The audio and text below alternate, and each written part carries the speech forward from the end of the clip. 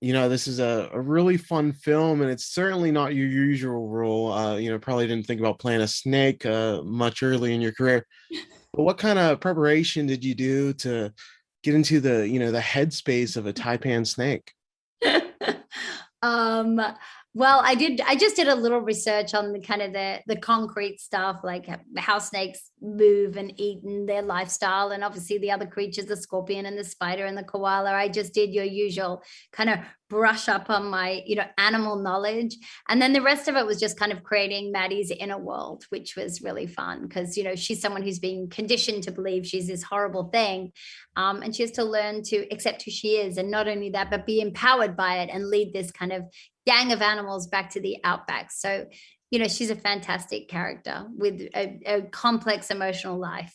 Yeah, I thought it was interesting, like dynamic, because that type of snake is the most venomous snake like in the world, and your character is actually like the sensitive soul, and she's quite upset by being called this fearful monster. Can you just speak to that element of the character?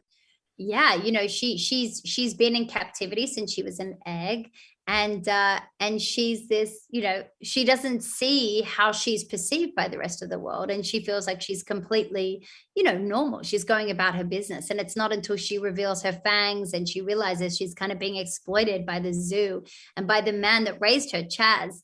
And so she has this sort of epiphany where she kind of taps into her inner courage, and she leads a gang back to the Outback in a way, hoping to connect with her family and to really, to really journey to self-acceptance. But what she realizes along the way is that her family is really who she's traveling with, not where she's headed, and that she's the only one that needs to accept herself in order to be accepted, by anyone else. And she also develops empathy for Pretty Boy, this her koala friend who comes along the way, who is, at the opposite end of her. He's someone who's also judged only from, the outside as this beautiful koala, but he's kind of marginalized for, being at the other side of the scale. And they learn to sort of to tolerate and accept each other. And I think it's got a lot of sweet messages for kids. Yeah, and this cast is fantastic. So much Australian talent. Even Kylie Minogue does a voice here.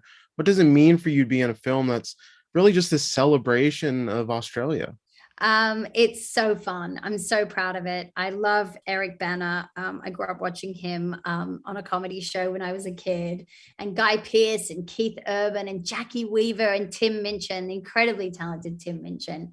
Yeah, I think I really hope that audiences take away from the film not just the adventure and and the humor, but also just like kind of a love and appreciation for Australia. And I feel like, all we're kind of known for, not all we're known for, but people mention a lot, like, oh, you have 9 of the 10 most dangerous snakes and spiders. And so here we've got a story about them on display to help like people connect, I guess, with Down Under. And then my last question, how great is it getting due to a film that, all of your kids can enjoy? You're probably not showing them, Wedding Crashers and Hot Rod. No, I am definitely not showing them those films. Yes, it was a really fun night getting to say, let's sit down and watch this. And everyone really enjoyed it. So yeah, it was a win. It was a very proud mummy moment.